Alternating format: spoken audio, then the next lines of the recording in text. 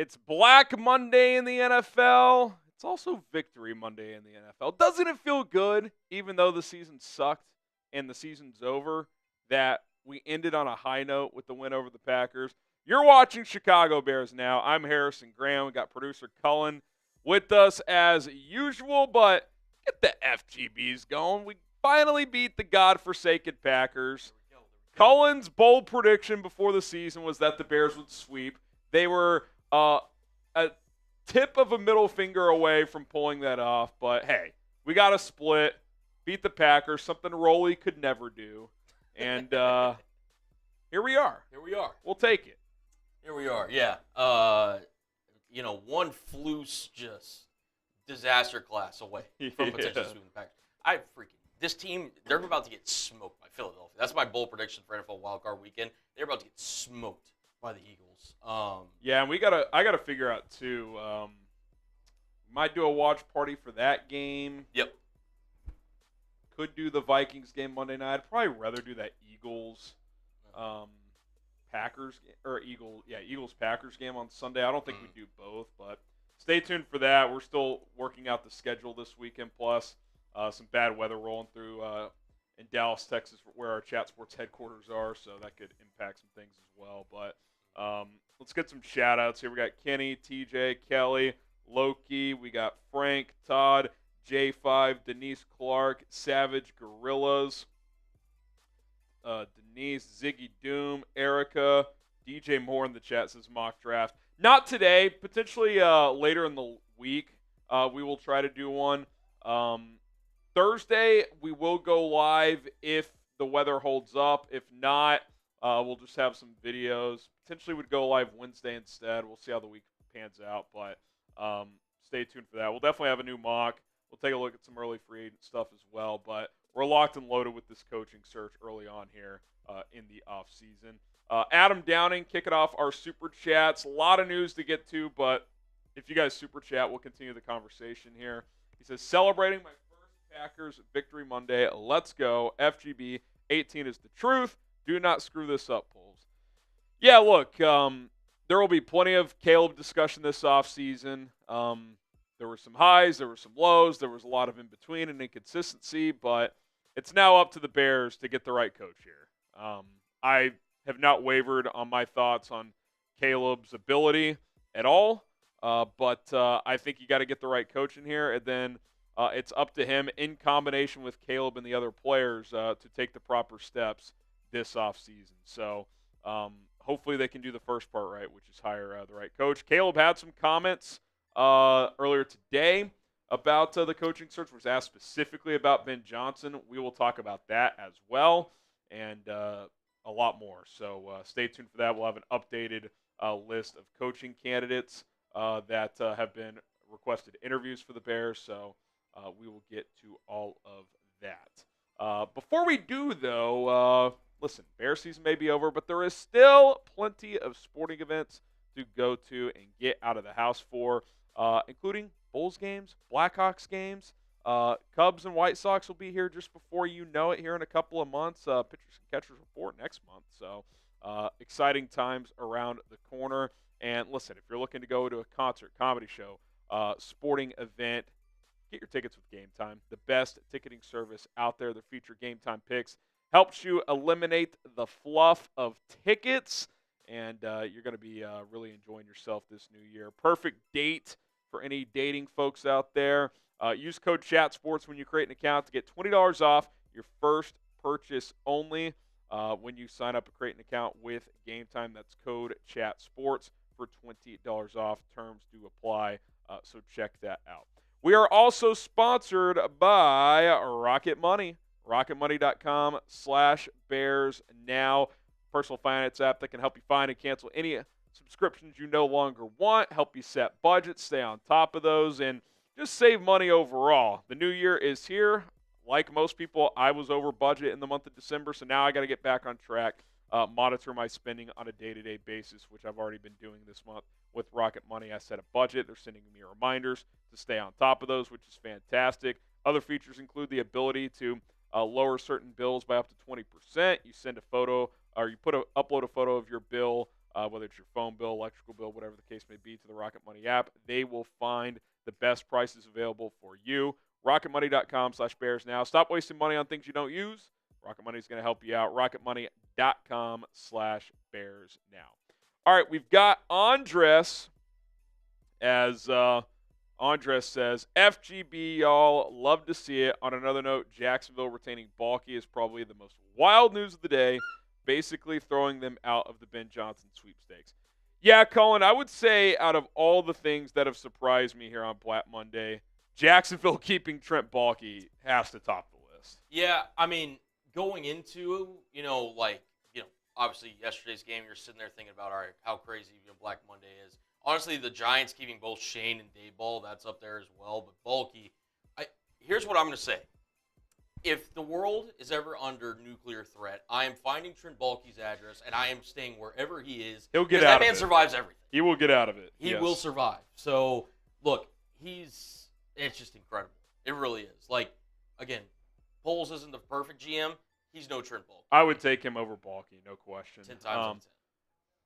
I mean, Baalke ran Jim Harbaugh out of San Francisco. Yeah. Like, you should not even get a second chance to be a GM, much less get that second chance and get to hire a third coach with that franchise that gave you a second chance. I mean, that is truly incredible. So, shout out to Trent Baalke, man. He's the definition of survive in advance. So, good for him, man. He proves the American dream exists. Anybody can get a job. But I do agree that them keeping Baalke, I think, hurts their pursuit of Ben Johnson. I do wonder, just kind of theory mode, I wonder if they caught wind that Ben Johnson didn't want that job. And I'm not saying he does or doesn't. Maybe he still does. And they said, you know what? We'll just keep Trent Baalke then. That seems stupid to me, but maybe that is the case. Jason Gonzarowski, if the Bears had to either choose to go 2-15 and beat the Packers 2 times or 15-2 and never beat the Packers, what do you choose? I would choose 15-2 because you're in the playoffs, still likely would have the number 1 seed and have a chance to win a Super Bowl. That would suck, but I'm not even thinking twice about that. And I'm someone who values this rivalry and rivalries in general probably more than the average person, but I don't want to be like that. The 2-15, but as long as you beat the Packers, it's a good season. That's little brother mentality. You should always want to beat the Packers. That should be goal number 1 of the season, but that can't be the only goal. So, it's kind of like I kind of look at it right now like you're seeing it with Ohio State, Michigan, Colin. Don't get me wrong. It sucks that they have lost to Michigan 4 years in a row, and they lost to a mediocre Michigan team this year. But to me, if you ask them before the season, hey, you're going to win a national title, but you're going to lose to Michigan, or you'll beat Michigan, but you won't win a national title, I'm still taking the national title. Yeah. Like 20 years from now, people are going to remember more how you won a national championship than, oh, we got upset by Michigan. So that's kind of my mindset. Yeah, no, for sure. Loser's mentality, little brother mentality, however you want to look at it. I mean, obviously you want to beat the Packers, and yes, we were celebrating the fact that this team that had no chance of making the playoffs yesterday beat the Packers because there was different circumstances based on this question. You obviously want to beat the Packers every time you go up against them. But you want to win every game. Yeah, and it means, look, does that game mean more than every other regular season game? Yes, but that doesn't mean sacrificing 10 other games or whatever the number is. Right. I would rather go 4-2 in the division, beat the Packers twice, or lose the Packers twice, than 2-4 beat the Packers twice if that hurts your playoff chances. But the game will always matter. It clearly mattered yesterday. It meant a lot to the fans and to the players, and I'm certainly not apologizing for how we reacted because I think that was well earned and plenty of reason to have that joy and excitement. So. Which, by the way, if you hadn't seen it already, I'm going to put your social links in the chat, Harry. That short reaction was pretty dope. That's up there, honestly, with is that opposite end of the spectrum of Washington? If y'all haven't seen what I'm talking about, go check out either Harry's Instagram or his Twitter. You get to see, obviously, with the play behind it and everything. It was truly I'll pin it to my Twitter real quick. Let me see if I can. find it. I've tweeted a million times since the game yesterday. One second here. We had a here we new Chat Sports employee sitting in. It was her first Sunday, and she was sitting there telling me afterwards, like, "Is that how it always is?" And I was like, "Well, for Bears games, no, but big moments gotta moments do happen. Like gotta bring the juice." Yeah, and I scare her off a little bit? No, you can be honest. No, okay. No.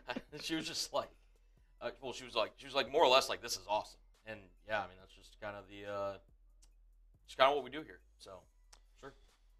Shout out to Jason. Appreciate the hypothetical. Wasim, living in California. Some asked what would happen if the Chargers and Rams had home field advantage. Yeah, we were talking about that in the office. I actually have no idea. In the scenario where both the Chargers and Rams host the conference championship games. Now, it's a long shot this year because they're the 4 and 5 seeds in each of their conference. So it would take a chaotic scenario, but it's not like an outrageous hypothetical that could happen in the future. I don't know what they would do. Honestly, and this is just my, like, off the cuff, this is what I would do. I'd make both neutral site. I don't think either should play in New York. So at that point. Or in LA, you mean? Or in LA. Yeah. Well, I'm saying, sorry, I was thinking, Jets, we also Giants mentioned as well. Jets, Giants, Yeah. or. I think the other workaround, I wonder if they would do like a noon 7:30 where. Do you think that's enough time? I mean, you're not going to repaint the field or anything. I think you would go to like a neutral. Maybe you just put Los Angeles in the end zones or something and some kind of LA in the middle or whatever. Or maybe some fields, like I know the Cardinals roll out turf, so maybe if you had a second one you could roll out. I don't know, but I mean, if you played at noon, game ends at 3, stadium's cleared out by 4, you open the gates for the next game 5:30. I mean, you could do it. It would be a shit show, but you could do it. I think that'd be the only way. Now, usually Championship Sunday is like 2 and 5 o'clock. I think in that scenario, you just have to space out the games more. I think that'd be the only way you could make it work. It's a fascinating thought, though. We were talking about it earlier today. Okay, Corey B. I know we really need trenches help, but if there is no blue chip offensive lineman at our pick, would you spend big in free agency, then go Genty, or too cute trade back instead? I think I'd rather trade back than go Genty. If it was a weak running back class, I would reconsider, but there's a lot of good backs. I also think you can't have the hypothetical, would you spend big, because you don't know who's going to be available when you pick on the offensive line. Now, if you're saying there's not an blue chipper in this draft, period, on offensive line, then yeah, I think you would have to look at investing more in free agency there, but that's where scouting and all that comes into play on how they view those things. I feel pretty confident, Colin, that, and I don't know who the top tackles will be when it's all said and done, but let's just say it's Will Campbell and Kelvin Banks. I think one of them's there at 10. I don't know about both, but I think there's a good chance one of them's there. I also like Josh Simmons, the Ohio State left tackle. He got hurt mid-season, but he's really talented. Do you really want a damaged good to come into this offensive line room? In terms of like him being injured. Well, it would depend on what his recovery timetable is. I'm just saying, like, again. If you're drafting someone there, he's got to be a day one starter, 100%. obviously. Also, too, like, Eric, I hate to say it, but I think the dream of Mason Graham going to the Bears at 10 is dead. That's dead. Yeah, like, there's just. I also look, and everybody's like, well, not everybody, a small percentage of the fan base. This is why they should have lost. They could have gotten the 7th pick. I don't think he's even getting 7, but. Sure, like there is a scenario where maybe winning yesterday hurt you there. I'm not going to have revisionist history on that. So we'll see. I think Abdul Carter and Mason Graham are top 5 picks regardless. Maybe Carter slips a little because he's a little undersized. He probably won't get to 10, but we'll see. Draft is so long away. See how it plays out. There's still a few wild cards, too. Does Drew Aller decide to declare? If you're a Bears fan, you should want him to, because that gets a third quarterback in the mix that would likely go ahead of when you're picking it at 10. So if 3 of the first 9 picks are quarterbacks, then you got 6 other bullets to dodge in terms of who you're trying to get. So see how it shakes out. Alex Amerling, really hoping for Ben Johnson. I'm feeling pretty, I'll say optimistic-ish. On my confidence meter, 1 to 10, 10 being I am completely convinced they're going to get him. I'm above a 5. I'll go 6.1. 6.1, because I think the Jags I think they're more out of it now. I think the Patriots are the only team you have to be concerned about right now. And I think Kraft's top guy is Mike Vrabel. So if Vrabel goes to New England, I think then for Ben Johnson, it becomes, okay, if I feel comfortable with the Bears, I'm going there. If not, I'm going back to Detroit. I don't even think he's going to interview with the Saints or with the Jets. Maybe he still takes an interview with Jacksonville, but that's kind of how I feel about it. So, look, the Bears have already requested, I think, 11 coaching candidates. So, they're clearly casting a wide net, but I do think they have a real shot at getting Ben Johnson. So, we'll see. It's early. Anthony, would you rather go O-line and free agency, D-line and draft, or vice versa? Well, for one, it doesn't have to be either or. Like O-line, for example, if you really are going to get at least 3 new starters, you probably have to do both. Like, you probably have to get 1 or 2 in free agency, 1 or 2 in the draft, and vice versa. So we'll see how they view the offensive line. We'll talk Tevin Jenkins in a little bit. I think he's more likely gone than back based on his comments today. What do you do with Coleman, Shelton, and Matt Pryor? Do you bring one of those guys back, at least in a compete for a starting role? I think they were serviceable players. Braxton Jones, is he your no-doubter left tackle next year, or do you try to upgrade? I think the only thing we know for sure is that Darnell Wright's going to be your right tackle. I think the other 4 spots are question marks right now. Chad, my guy Chad, he says, is McCarthy a trace rep? Still, if so, that scares me. I don't know what his agent status is. He's referring to Trace Armstrong. Obviously, the Chase Armstrong, Ryan Poles, Matt Eberflus, Shane Waldron. I hate to use this word. Orgy was unsuccessful. At the same time, there's not that many agents that rep these coaches, so like you're gonna run into a Trace Armstrong client in the future. Like you can't just ban Trace Armstrong clients. But yeah, the way I view McCarthy, Colin, is to me that should be like the floor of who you get. If that's the worst case scenario, there's credibility there. He's coached in this division, had success. He's had success with the second stop in Dallas, albeit not much playoff success, but 3 straight 12-win seasons. He would raise the floor significantly. Now, I think Mike McCarthy's days of winning Super Bowls are over, but and that's what you should always be going for. So it would be underwhelming in that regard, but I do think that he would be a massive upgrade over what you've had. So, like, if that's the worst outcome, it's not terrible. It would be a little underwhelming, but you could do worse. And the news out there right now is that Mike McCarthy, the Bears have requested to interview him, and the Cowboys have yet to grant that permission because he is under contract through January 14th. The Cowboys are still figuring out, Colin, if they want to bring him and his staff back. Yeah, and I mean, he would just be such a, like he would. He'd be such like a, I don't even know what the proper phrase of it would be. Like he would feel like such a meh hire in terms of like, yes, you get an offensive guy, but he hasn't really been the most creative mind. He isn't the most innovative. Like he had this whole spiel whenever he took the Cowboys job where he was just like, yeah, I'm more into the analytics. Like I'm, really trying to embrace this new age of football. And it feels like he's the same guy. It doesn't seem like now he clearly is He's successful. been more aggressive in terms of the 4th down and like stuff like that. Yeah. But it's not like he reinvented his offense or anything like that. Now, obviously, they've had good offenses. He made a bold move last year to fire Kellen Moore and take over the play calling, and Dak Prescott was an MVP candidate. So he's certainly capable. Now, this year, they weren't starting as well offensively. So it's, to me, he's like the definition of a B-. Like, it's above average. Yeah.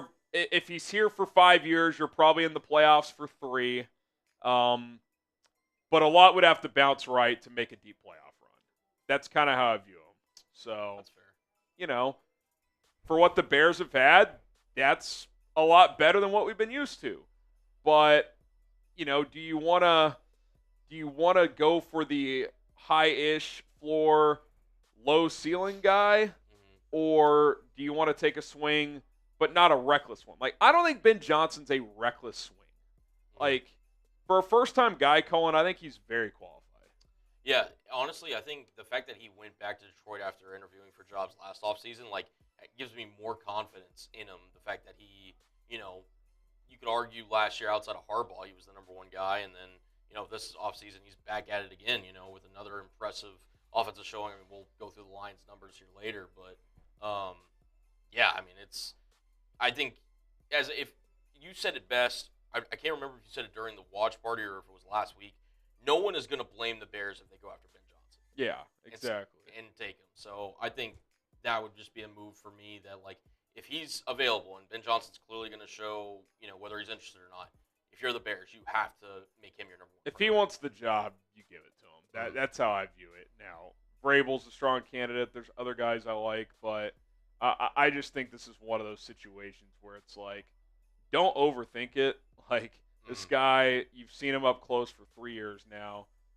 He is I don't know what percentage of the pie, but he's a part of the chunk of the pie that has turned Detroit into a mainstay the last few years after decades of being a disaster. Like, that's appealing to me. So, we'll see. I feel, like I said, I feel optimistic. I'm not sitting here acting like this is some done deal, but I actually feel better about this today than I did yesterday when it comes to Ben Johnson and the Bears. Wasim, how does Chris Ballard still have a job? I have no idea. Him and Trent Baalke, to me, are just like, what do these guys know? Like, how do these guys continue to get opportunities? Like I said, I don't think I'm not as down on Ballard as you are. Like, I'm not saying he's the best GM in the world, but, like, he's done at least some solid, They have an above-average roster. Yeah. But how many swings at a quarterback do you get? Like, I mean, I get it. You probably get a little more leeway when a guy like Andrew Luck just retires. But you've gone through, like, 6 quarterbacks since then. Yeah. Like, it's true. To me, when they took Richardson, that was, okay, if this doesn't work, now maybe they're just going to give it through next year, and then they would pull the axe. But, I mean, what are the percentage chances next year it clicks with Richardson? 10%? Yeah. It can't be high. Which, again, even with, Richardson's high and lows, the fact that they had to play Flacco, like, again, part of this was due to the Texans just absolutely, like, underperforming this year. They were in the contention in the AFC South up until basically the end of the season. So even with that bum roster, like, the fact they're basically, I wouldn't be surprised, like you said, if they give them one more season just to be like, hey, you either get it right with this roster, get it right with Anthony Richardson, or we're done. Or, that I can't see them. Like, if Anthony Richardson flames out next year, I think both of them. Yeah, you can't give Ballard another crack at quarterback. My thing was, when I read that note that in 7 years since he's been there, every other team in the division's won the division at least twice, and the Colts haven't even won it once. Like, guys, this is the Jags, the Texans, who for like 3 years were horrendous, and the Titans. And you can't win the division one time? That's not great. All in, Daphne. I like the fight the Patriots put at the end, knowing the situation. That's leadership. Is Jerod Mayo a viable candidate? Thomas Brown, OC. Do you mean Mayo as head coach? DC, maybe. We're going to talk about some defensive coordinator candidates. There's no chance he's a head coaching candidate. No. Now, did Jerod Mayo, get somewhat screwed? I mean, hell, Kraft basically said so today. Robert Kraft came out and said, this is completely on me. And he's not completely wrong. Now, I don't think Mayo inspired a ton of confidence either, but he did not have a lot to work with. I think the Patriots pulled the plug because they think they can get Vrabel or a big-name guy. I don't think it was just complete incompetence. One thing that I was listening to a podcast, I think you probably listen to the same one, Harry, like the length of the note that Kraft and the Patriots organization sent out in response to Mayo getting fired, their kind of like official statement, it felt like it wasn't just spur of the moment, like because they lost the game. They decided before the game. Yeah, like it was very like planned out, like this is the direction we're going. And I'm not even defending Mayo. I don't think he was ready to be a head coach. I think we saw that play out, but that roster's bad, man. Like, it's not great. Not at all. Like, it looks like they've hit on May, but they traded up to take Jalen Polk when Lab McConkey was on the board. be one thing if McConkey was just slightly better than Polk. I think Polk had like 15 catches this year. They drafted the Penn State right tackle in the 3rd round. He can't play left tackle. They had already signed Michael Winnu to be their right tackle. So it's like you drafted a backup. Like the Bears drafted Karan Amagaji in the 3rd round, which looks like a bad pick, but that was like a long-term project. I think they wanted this kid to start, and then they realized he couldn't play left tackle. So, long-winded. This is not a Patriots show, but long-winded way of saying I'm not defending Mayo, but he didn't have the fair shake either. But head coach candidate, no way. DC or a defensive coach, potentially, but not a head coach. Yeah, I agree. Press Bears fan, I think they would have the games on different days. They could. They've never done that. Championship Sunday is always 2 days, but maybe they'd go Saturday, Sunday for that scenario. Depressed Bears fan. And then how would you determine who plays Saturday and who plays Sunday? Coin flip. I mean, I don't know how she do it. Yeah. Maybe the highest seed gets to choose maybe among the 4 teams. I don't know. What if they're both? I mean, again, not this season, but hypothetical world. Both of them are 1 seed, 17-0 juggernauts, and then you got to pick. Like it's, this thing is like there's no right answer to this, but it is an interesting discussion. Do you go Sunday, Monday, since the Super Bowl? You get the extra week off after the championship game. That way, who gets the extra rest or the extra day of rest or extra day of prep? Yeah. Like, you could argue it both ways. That's why I would just do like noon and prime time. Yeah. I think that'd be the way to do it. Adam Leonhard, do we worry about Johnson's lack of head coach experience? I mean, that's always going to be a thing with any first-time head coach. But if you were always worried about that, there wouldn't be enough head coaches. Like, not every team can hire a previous head coach. So, especially one that's had success. Because the ones that are super successful, they aren't available. Right. They're employed. So, sure, it's always a concern, but that's just a risk most teams have to take. Like, you're not always going to hire a guy who's been a head coach before. So, like, that is the biggest knock, but that's true with basically any candidate not named Mike Vrabel, Mike McCarthy, or Brian Flores, who all come with their own question marks. So, and by the way, if you want to hire a guy who's been a head coach before, well, if they were so unbelievably good, why were they let go in the first place? Exactly. Like, I think Mike Vrabel's a really good coach, but if he was like an Andy Reid type, he'd never be available. Nope. Like, these guys who get second cracks, sure, like there's good ones out there, and there's guys who, hit home runs the second time around, but that's not a guarantee either. So, the Rams hired Sean McVay at 30 years old as a first-time head coach. That feels a lot more riskier than hiring this guy in his early 40s who's been a play caller for 3 years, has done a lot of winning with the Lions on a coaching staff with a long and strong personalities. Doesn't mean he'll be better than McVay, but my point is like that was viewed as a massive risk, and that has worked out tremendously. So, every hire has his risks.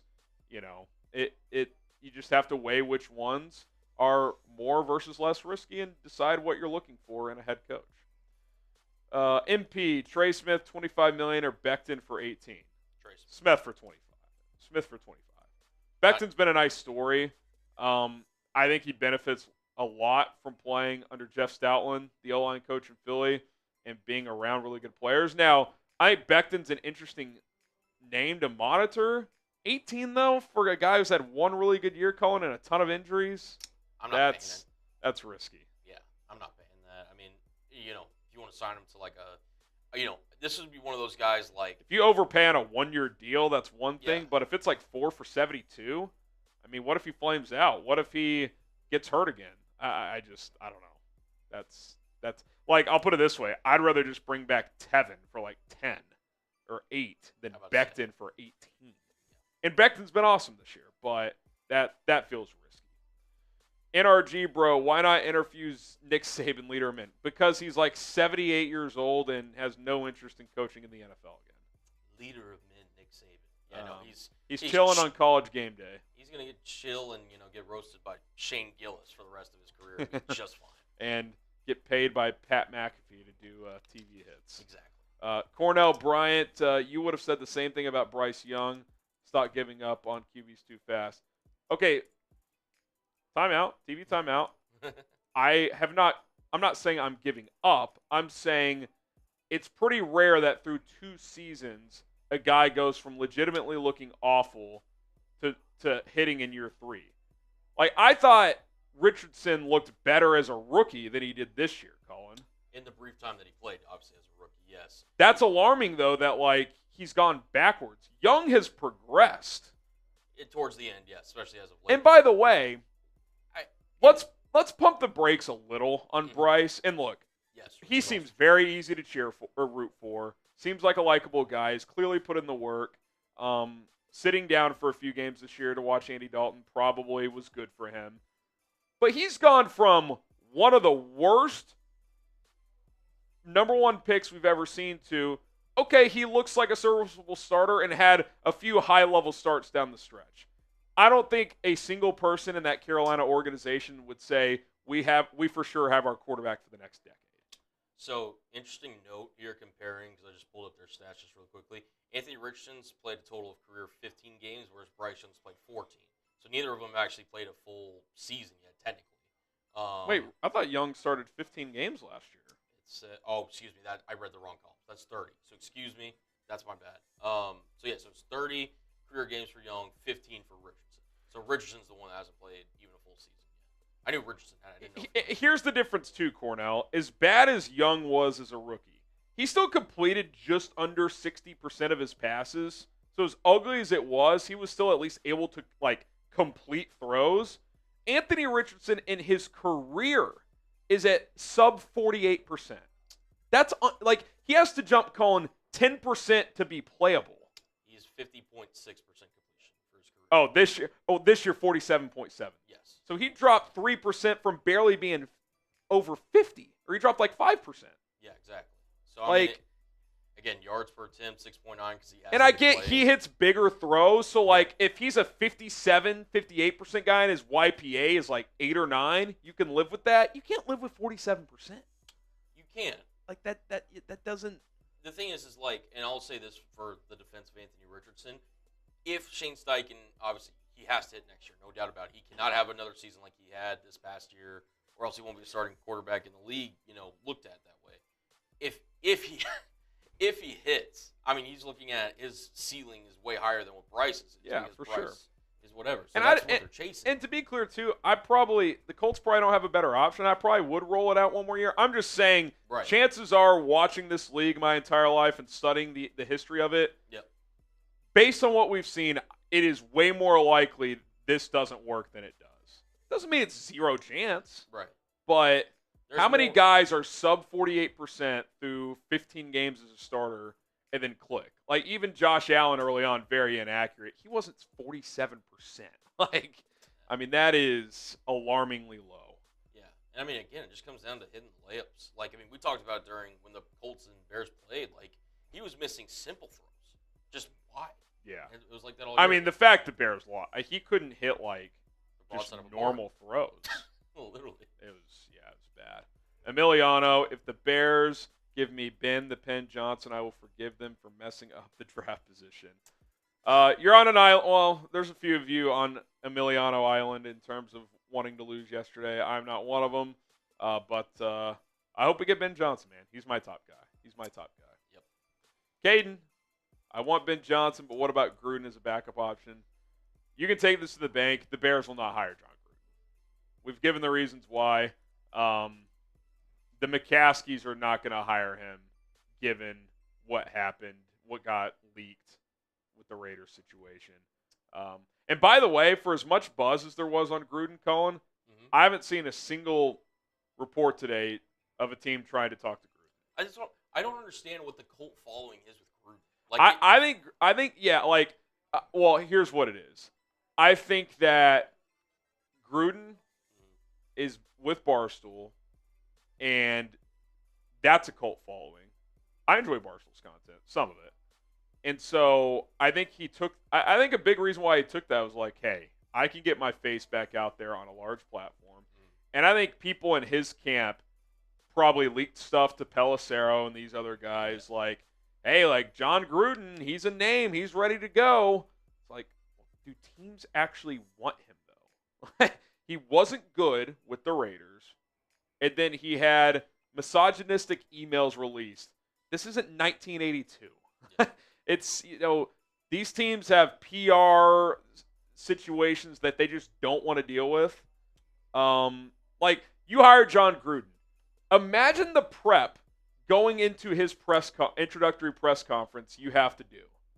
Hey, John, what is your answer when you get asked this question, that question? You can't dodge those questions, right. So it's just not going to happen.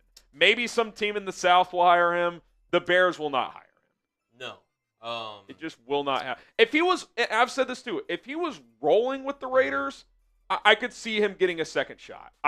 But it wasn't going that well. It just wasn't. His last winning season was in 2008 when he was 45 years old with the Tampa Bay Buccaneers. So he's been pretty almost 20 years, man. It's like 17 years. I was about to say, he hasn't been good since before the iPhone was invented. Some version of the iPhone was out by then. I don't know, actually. When the iPhone came out, that was just rough. iPhone. That was the last year of the Bush administration. Yeah, there you go. Yeah, that's probably a better one. Well, the first iPhone came out in 2007, so there you go. There you go. iPhone 2, baby. John Gruden. Daily basis. If you had to make a decision right now, are you letting Keenan Allen walk? And if not, what are you willing to pay him? Would drafting wide receiver be better? I'm not completely shutting the door, but I think Keenan Allen's in the category of, hey, go test the market. If you get, feel free to sign elsewhere. If the first, second wave of free agency come and go and you're still available and you come back to us, okay, we can see what the price tag is. But, he's not a let's re-sign him before free agency hits or on the first day of free agency. I let him test the market. I got to use my resources elsewhere. Now, maybe the league doesn't view him that highly anymore, and you can get him back for single-digit million per year, $8 million on a one-year deal. Come back to the table. I kind of feel the same on Tevin. I think he's probably gone, but if the first or second wave of free agency comes and goes, and they come back to the Bears and want to negotiate with Chicago, and you get a cheap deal, cool. But I'm not bending over backward for Keenan Allen or Tevin Jenkins. Now, which one do you think is more likely to do what you just said? In other words, take a cheaper deal to come back to Chicago and, play. Weirdly enough, I might say Keenan. Tevin's comments today, he was asked how he feels being with the Bears moving forward. He was he said, I'm 50-50. I'm preparing to hit free agency. There's been no discussions with the Bears. So, I kind of think he views this as this has been frustrating. I've had injuries. When Poles and Eberflus came in, I wasn't treated the best, yada, yada, yada. They kept moving me around on the offensive line. I kind of think if all things are equal, money-wise, he would just go somewhere else. I still think Keenan would more likely go somewhere else too, but him and Caleb seem to have a good relationship. Him and DJ get along, so I could see a scenario where Keenan tests what's out there and it's just not that great, so maybe he'd be willing to come back. But if I had to guess, both are gone. That would be my guess, but we'll see. Who would you rather bring back? Just curious. All things equal. I am of the opinion, I think I've said this already, but I'm more in the camp of Tevin Jenkins, whereas Keenan, he's more of a win-now player, and I don't know if the Bears next year will be in the best win-now situation as he gets older. Yeah. There's no, I don't want to say no scenario, but very unlikely they could be a Super Bowl contender. I still think there's a scenario where they could be a playoff team next year, but yeah, if he's going to take less, don't you just go to the Chiefs or something? Yeah. I agree that Tevin Jenkins should not be the ultimate long-term answer at one of your guard positions. My whole thing is that when you're retooling this offensive line, the possibility of the Bears having 4 new starters on the offensive line. That's challenging. That's what I'm saying. So, I would rather bring back, again, this is also assuming Braxton Jones' health, at best questionable going into next year. I'd rather have at least 2 Bears offensive linemen that started the previous year that you can at least roll with while you get other guys acclimated. And I think Tevin when he's healthy and when he's right, he's the second best offensive lineman potentially. I mean, arguably, you could argue he's the best when fully healthy. Him or Darnell. Like, I think they're similar tier players. It's just one is much more consistent with his availability, and that's Darnell Wright. So, yeah, I mean, like, I like Tevin. I've liked him, but when you add up his full career, I'd have to double check this. He's about 50% starting and finishing games. Like, it's just. It's true. And I'm not going to deny that. Here's a scenario I'll throw out you. Okay. You invest heavily in a guard, whether it's a high pick in the draft or it's in free agency. Trey Smith, whoever. I could see a scenario where if the money dries up for Tevin, where you bring him and Matt Pryor back. Tevin's your starter. I think Pryor showed enough this year, Colin. Like, I think he's a high-level backup and a good spot starter. He's good in the run game. He can be spotty as a pass protector, but like, if Pryor's your top, if he's your swing guard, if Tevin misses the 4 games he's going to miss, you can live with that. Like, say Tevin makes $8 million per year, you give Pryor 3 or 4, $12 million for starting level guard play over 17 games. I could see a scenario like that. Mm-hmm. I just think if you do bring back Tevin, you have to have a really good backup you feel good about. And maybe Matt Pryor is that guy. Now, I'll make this also very clear. If it comes down to free agency where the Bears, again, hand in hand, they have the money potentially to offer Trey Smith, but they're all debating whether they should bring back Tevin Jenkins or not, go get Trey Smith. That's why Tevin, to me, he's like a second wave of free agency. 100%. Like, test the market. If some team's going to give you, a multi-year deal of north of $10 million, hey, congrats to you. Like, you got to take that money. But I'm also not paying him $10 million or higher. Like, he's in the single digits. To me, if it's $10 million, that's got to be like with incentives. Like, base of 6, if you play 75% of the snaps, you get another $1 million. If you pay 90%, you get another $1 million, something like that. I don't think the base can be more than like 8 with Tevin. Kodos says, I just want to say this team was 4-2 at one point. We have the players. We need to be great. Great's a stretch. I think they have pieces, but I agree. The Washington's situation is always going to be a what if. Hopefully next season, just happy the nightmare is over. Yeah, like Thomas Brown said it today, and I don't disagree with him. He said, I don't think this team is as far away as some might think. I mean, look, like there are good players on this team. You need a clear direction, and then you got to plug some other holes. I think a really good head coach can cover some weaknesses with scheme and mentality. Like Jim Harbaugh is a great example of that, just with mentality, really, of like knowing his identity, knowing what he wants to do. I mean, shit, Quentin Johnston had 13 catches for almost 200 yards yesterday. That guy, the league was kicking him out of the league last year. There's just guys that inspire confidence into players, and the Bears got to find whoever that is to get the most out of these guys. Alex Amerling, appreciate all the super chats. We do have a lot of content to get to, but we want to honor your guys' donations. He says, I keep watching your reaction to Cairo's kick. I felt every word. Finally. It was fun, man. What a moment.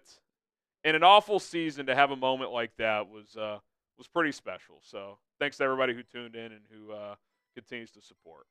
Poppy Chulo sits. The thumbnails for Ben Johnson's initials would be epic. I don't know what I would do with the thumbnails, but I think I know where you're going with that. Skeptor went to Green Bay yesterday for the game. It was my first NFL game. What a result. That's awesome. I would not have had the guts to go to that game based on how the season has gone. What a first game. That's awesome, man. I hope you enjoyed. NFL Mastermind, I don't understand why people are mad at who we are interviewing. Nothing wrong with picking the brains of people, not like you're hiring everyone. Yeah, I mean, this is what teams do. You're going to interview between 10 and 20 people. But I guarantee you, the Bears, the Jets, all these teams, they all have tiers going into it. Now, you got to be open-minded to everyone you interview. Otherwise, you're just wasting people's time. But I bet that if I had to guess, the Bears probably have I'm going to guess their top guy is Ben Johnson. And then they probably have a top tier of 3 to 5 other guys. and then other candidates that they're intrigued with, don't know a ton about, and want to learn more. That would be my guess. This is just me spitballing. I think Ben Johnson's their top guy. I think Vrabel probably leads the charge of the second, and then there's a grouping right in there. McCarthy, Brian Flores, maybe Kingsbury's in there, no request yet, and maybe one or two guys, and then you've got all these other random candidates that they're going to interview, like Mike Kafka, which is bizarre, but that would be my guess. Benjamin, Quentin Nelson for a third-round pick, I'd probably do it. I mean, he's Quentin Nelson. Let's check his PFF, his age, all this stuff. He is, I think he's about 29 or 30, so he's not super old. 28. Yeah. Graded out 82, 80, 82 this year. Yeah. My only question, again, with all these trade, like, are the Colts trading a stout offensive guard? Yeah. I mean, I guess a lot of questions around the Colts today. I feel like we've talked a lot about it. It's the Colts report. There we go. Lucas, chances of getting Johnson, I'm skeptical. My confidence meter, I said earlier, I think I said 6.1. I'm mildly confident. We got to see it play out. It's way too early. I think the only thing I feel pretty confident in is that Vrabel's the front runner in New England, which if you're in the Ben Johnson camp, you should want. Because if they hire Vrabel, unless the Jags pivot off Baalke, I think it's Chicago or bust for Johnson. Like Chicago or go back to Detroit. So we'll see. We'll see. I think New England's the first that's my prediction, Colin. New England's the first domino to drop. I can see that. They're clearly, Now, if Johnson interviews there and blows them away, maybe they pivot from Vrabel to Johnson and try to convince him to go there. Which that would be... That'd be devastating. That would be worst-case scenario for Chicago. It would. Well, the worst-case scenario is this, Colin. Okay. Ben Johnson goes to New England. Yep.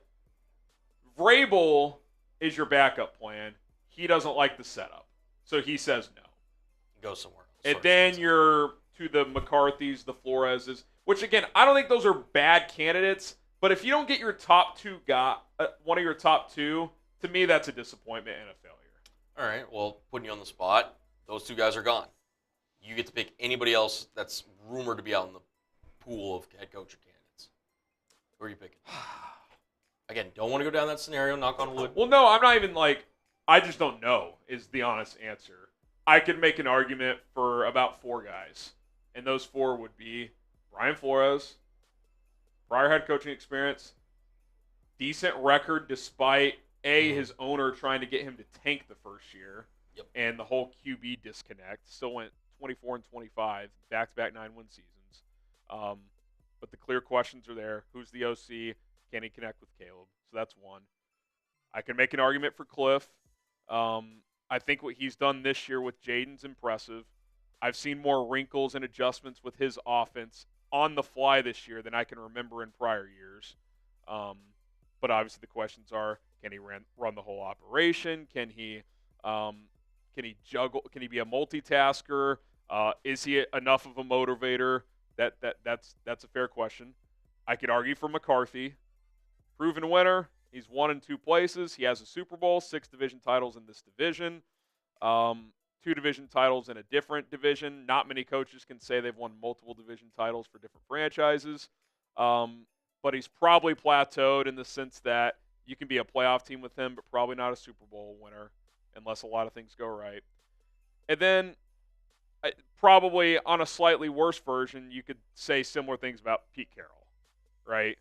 Slightly worse McCarthy defensive side. If it's Carroll or McCarthy, I'd go McCarthy because it's offense.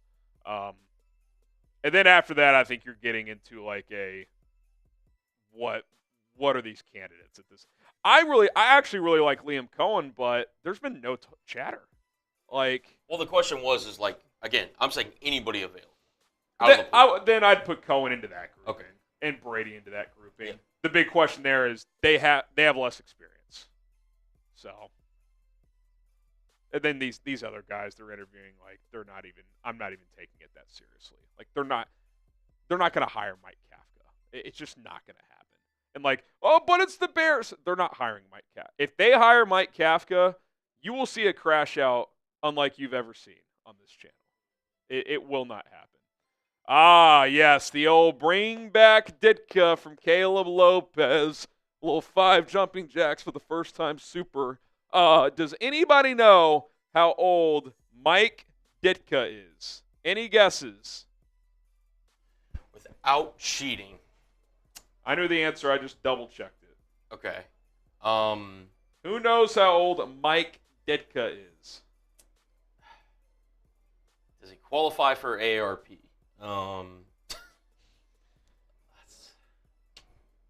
I'm probably going to undershoot this. Well, just to give you know this, but he was the head coach for the 85 Bears. So that's 40 years ago. Yeah. So is he his number?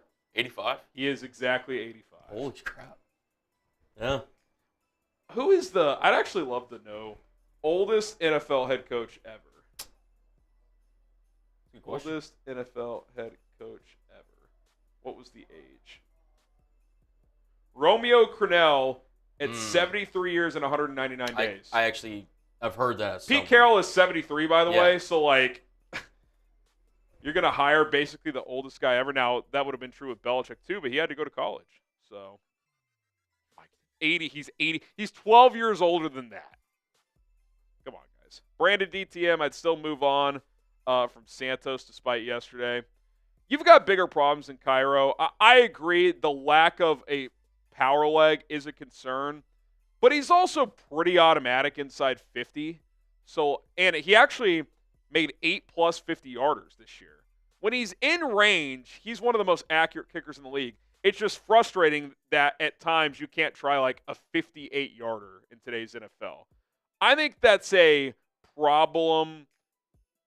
It's not a problem you can ignore, and I'm open to bringing in a UDFA kicker with a strong leg to compete.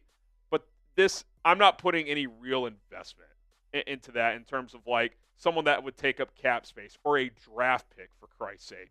Like, you drafted a punter last year, and Torrey Taylor's awesome, but like, you can't draft a specialist 2 years in a row. So, I mean, is that fair to say? Like, is he the perfect kicker, especially considering no, I think it's fair. The Windy City conditions? Like, you'd like to have someone with more range, but I don't think he's in the top 5 issues on this team. Like, no.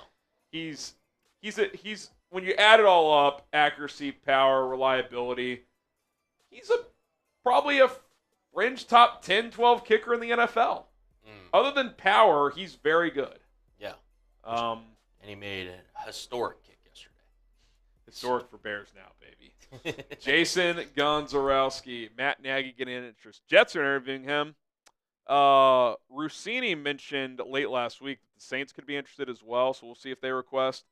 The Jets feel like the team, Colin, that are going to interview like 37 candidates. Dude, we were sitting there. I mean, the Bears are at 11, and I swear the Jets are at 20. Yeah. It feels like it. Weird to say this, but I was talking to our Jets host, and yeah, we have a Jets channel now. Yeah, so I mean, he's literally sitting there like, dude, you could make like 3 videos from all these head coach candidates. By the way, we have some Bears news. The Bears will hold, Jesus, I can't talk, their year-end press conference at 10 a.m. tomorrow with GM Ryan Poles. So, okay, noted. Anyone who's was still holding out hope for him being gone. Yeah. Now, I guess I would add the one caveat of they get down the road with Ben Johnson, and he says, I'm on board. I want you guys to get rid of Poles. Maybe they would change their minds, but I think that's like the only even slight consideration. So I'll say this. That presser on Tuesday, Colin, needs to be Poles solo. Have your football guy talk to the media. We don't need Kevin Warren giving a 10-minute opening. We already had that in November. Yeah. Put your football guy out there and let him face the music. That is what needs to happen. If Kevin Warren meant what he said when he said that Poles would be running point, let your point man lead. Yeah, like you've already – what are you going to say differently 2 months later if you're Kevin Warren, 6 weeks later? Like, he's your guy. Go let him be the guy. Like, none of these half measures, like, is Warren the shadow G? Like, no. Like, Poles is your guy or he isn't. So, put him out there solo. Let him make whatever statement he's going to make. Hopefully he owns a lot of these shortcomings, and Let him get peppered. No time limit on the press conference. Like, he's got to go up there and face the music. Jason, or we just answered Jason. Matt Freeman, John Gruden, thoughts? I know people come and go, so I'll briefly hit it again. The Bears are not going to hire him. They're not going to be the team that does it. I'm not convinced any team does it. As of now, I haven't seen a single team request an interview for Gruden. So he wasn't good in Vegas late. The misogynistic emails are a lot to overcome in the year of 2025, especially when your last stint as a head coach was not a successful one. So I think that ship has sailed, and especially the McCaskies are not hiring Gruden. They're just not. Isaiah Bluebaugh, thanks, guys, for covering another disappointing season. Hey, what was the theme of the second half of the year, Colin? We watch, so you don't have to. Damn straight. You're welcome, Isaiah. You are welcome. All right, we know more super chats are coming in, and we will get to those, but we do have to get into some of our content we have prepared for you guys. Continue to fire away with those supers. We will answer them in our mailbag coming up in about 15 minutes, but we do have a ton of news to get to. We heard from Caleb Williams, more names in the coaching search in terms of interview requests. A lot to cover there. As we get started here, we will take your questions, your super chats, hashtag Bears or super chat. A lot of supers today, so your best shot to get on the mailbag is probably by super chatting. But we'll try to get to some hashtag Bears questions as well. And I just wanted to do a segment. We'll probably do it on offensive coordinator candidates too, but some defensive coordinator candidates I would like the Bears to hire if they do get Ben Johnson or another offensive coach. So stay tuned for that as well. Let's get started. Chicago Bears now coming up here on a Monday. Here's what's coming up on Chicago Bears now. It's the Bears versus blank for Ben Johnson. We will get into that. Caleb Williams commented on the Lions offensive coordinator on Monday. See what Caleb had to say. Some more coaching search updates, some new names added to the interview request list. We will react to those. DeMarcus Walker, who played under Mike Vrabel in Tennessee, sounded off on his former head coach. Here's comments there. And then Tevin Jenkins. Is he leaving in free agency? Loaded show here on Chicago Bears now, which is why you subscribe to the channel. And by the way, I got some bad news for Packers fans because we are launching a Packers channel at Chat Sports, but we already got a 112,000 subscriber lead. Let's continue to expand that lead. If you want to dominate, to decimate, to embarrass those frauds in Green Bay, Wisconsin, hit that subscribe button here on Bears Now. Let's show them who's boss. Just beat them in the season finale. Let's beat them inside the Chat Sports walls. No Packers channel is going to top us here at Bears Now. Let's go. Hit that subscribe button. Okay, Ben Johnson sweepstakes.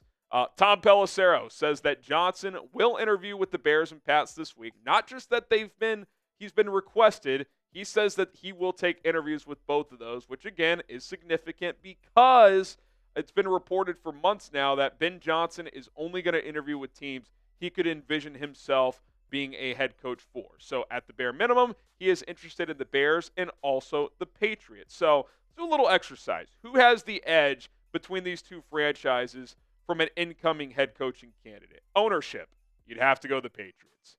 The Krafts are kind of funky, but compared to the McCaskies, not even close. They obviously found a partnership in Bill Belichick that worked for 2 decades and won 6 Super Bowls.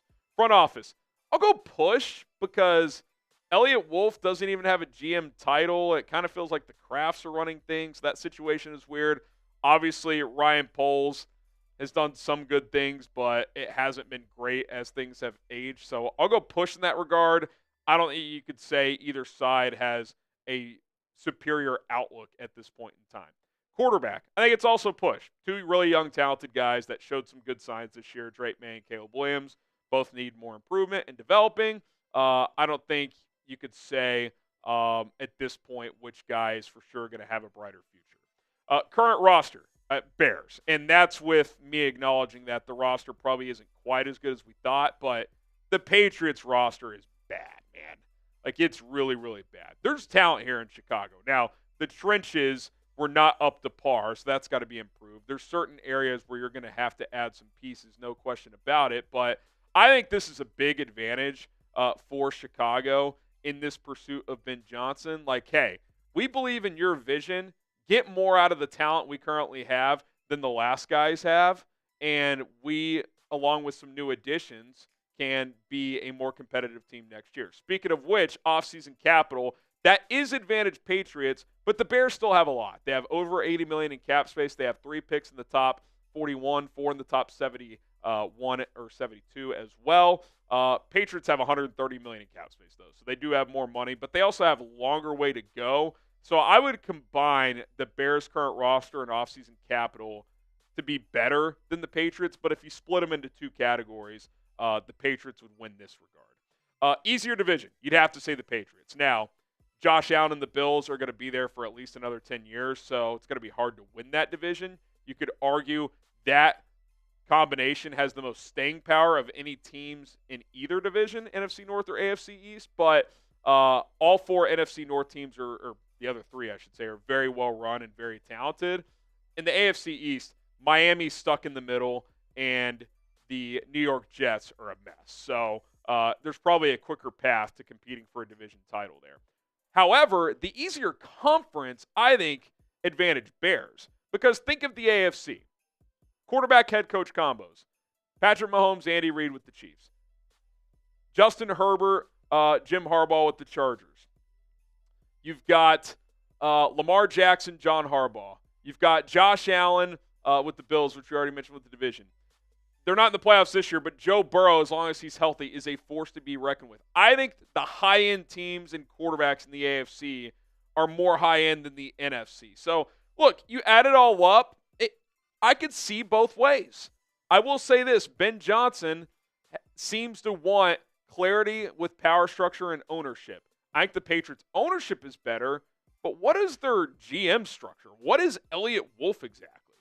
Like, he doesn't even have a GM title. So I think one thing this could really come down to is, where does Mike Vrabel fit in the mix here? Their level of interest in Vrabel seems pretty high. So if the Patriots go full steam ahead and he wants to go there, if you're in the Ben Johnson camp for the Bears, that's what you should be rooting for. But if the Patriots pivot to Johnson, I think it's a coin flip. I think it really could go either way. There's pros and cons to both organizations, where they play, the divisions, the rosters, all that stuff. I think it's 50-50. So if you're in the Ben Johnson camp, I think you need to be rooting for Mike Vrabel to get that job in New England. Now, Caleb Williams was asked directly about Ben Johnson today, and he just, had a couple comments. He said, I think he's been really cool to watch during our game, talking about when they played the Lions the 2 times. I would sit back and watch and try to learn something. It was fascinating to watch because he always, like I said, had wrinkles for counters and things like that throughout the game. I think he's obviously done really well. It'd be cool to see how that all goes down. Even watching last night, talking about Lions-Vikings Sunday Night Football, knowing what kind of what they're going to be in a certain situation and being able to go out there and execute like the pass they threw to Jahmyr Gibbs on Van Ginkel. He's referring to a critical 4th and 2 play where he got a matchup with Jahmyr Gibbs on Van Ginkel and exploited that on a critical 4th and 2 to take a 17-9 lead when it was 10-9, and then they kind of ran away from there. First of all, my main reaction is I like Caleb doing his homework. Like, he's taking this seriously. He's not and can't make demands, obviously, but like, I like that he's doing this. I hope the Bears at least get his input on things. Like, I don't think Caleb should be choosing who the coach is, but I like that he's paying attention. He's well aware of who these guys are, and he's not an idiot. He's seen Detroit. They've won 15 games. The Bears played him twice. Like, there are a lot of new wrinkles. He's very good at marrying the run and pass game. He's very good at using similar formations and thinking that convincing the defense they're going to do one thing and then coming up with a new wrinkle off of it. Like, that's what good playmakers do. They come back to similar stuff, but then they hit you with a new wrinkle. So I like that. I like the pairing potential between Caleb and Ben Johnson because both are very talented and good at what they do. We just have to see, like Caleb said, how that all plays out.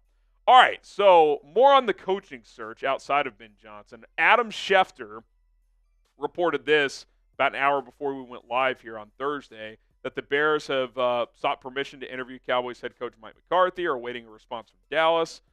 If the Cowboys don't allow permission this week because McCarthy's contract is up on January 14th, the Bears could interview him after that. So I think the McCarthy thing is pretty interesting. First, from a Dallas standpoint, I think Jerry Jones, sure, he could play hardball and wait till January 14th, but is he going to wait till then and then let McCarthy go? I think those two parties with each other need to make a decision the next few days. Like, okay, Jerry, are you going to bring me back or not? Like, it shouldn't take Jerry 8 days to decide that. Like, if I'm Mike, I'm giving him till the 10th, and if you don't have a decision by then, I on the 14th, I'm out of my contract. That's how I would approach it if I was McCarthy. Now, the risk there is you may not end up with the job at all, but that's more than enough time for Dallas to make their decision. And I've said this about McCarthy. He's a floor raiser. Is he my top guy? No. Is he probably even my second guy? No, I'd go Vrabel over him. Is he in the discussion after that? I think so. This guy has won 8 division titles, 6 in the NFC North, 2 in the NFC East. He's won a Super Bowl. He's won 61% of his regular season games. He's won 11 playoff games. Mike McCarthy is a qualified NFL head coach. This is not a John Fox situation who had a decent career, but obviously was a disaster in Chicago. He's an offensive guy that has done a good job over the years. Now, I think his best days are probably behind him, which is why he wouldn't be my top guy. But the point is you can do a lot worse than Mike McCarthy. If that's the worst-case scenario, you end up with Mike McCarthy, that's not the worst thing ever. Would I be somewhat disappointed? Yeah, I'd rather get Ben Johnson. But at the end of the day, Mike McCarthy's a pretty good football coach. Now, as far as where the interview tracker sits right now, the Bears have requested to do interviews with all of these candidates. We talked about several of these earlier. Ben Johnson, Aaron Glenn, Dolphins DC Anthony Weaver, Drew Petzing with the Cardinals, Mike Vrabel, the former Titans head coach, obviously. We'll see if and when that interview goes down. If the Patriots go full steam ahead, maybe it doesn't. Thomas Brown is going to get an official interview as well.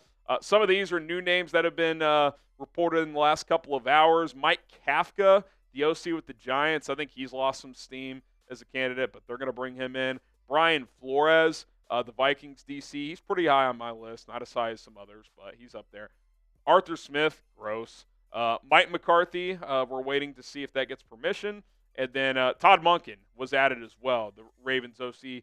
He's a little older. Obviously, Mike is too, but Monken's never been an NFL head coach. He calls plays from the booth. Like, I just kind of wonder, is he just a coordinator? But he's done a hell of a job with that Ravens offense, and he's turned Lamar into a much better passer than people ever thought. And I think we overuse that phrase, he's turned Lamar. Lamar deserves credit as well, obviously. But he's had his most productive passing season of his career under Todd Monken, and I think that's pretty noteworthy. All right, fill in the blank. The Bears 2025 head coach will be blank. Let us know who you think that person is going to be. Now, coming up, DeMarcus Walker. He sounds off, gives his thoughts on Mike Vrabel, played for him in Tennessee for a few years before signing with the Bears. But before we talk about that, we got to talk about our sponsor. That, of course, is Game Time. Get your tickets right now with Game Time. The NFL playoffs are here. The college football playoff semifinal games are here, and there's nothing like being at an event of that caliber. I went to the college football national championship game a couple of years ago. It was awesome. There's nothing like being at a high-stakes game, and getting our tickets with Game Time made the process easy. Got our tickets the day of the event. No sweat whatsoever. If you want to go to a Bulls game, one of these playoff games, even though the Bears aren't in it, college football playoff game, maybe you're an Ohio State or a Penn State fan, you can still get your tickets, Notre Dame fans as well. Sign up, create an account today, use code ChatSports to get $20 off your first purchase only. Terms do apply. The feature Game Time picks makes getting your tickets much easier. It'll filter out the fluff of thousands of tickets and kind of narrow down your search. You can see views from the seats, curated deals, super deals, which are the best bang for your buck on certain seats throughout the stadium.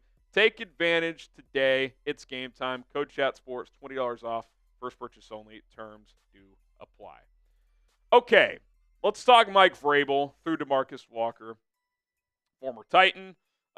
He was asked straight up today, what are your thoughts on Mike Vrabel as a coach, as a candidate, all of that stuff.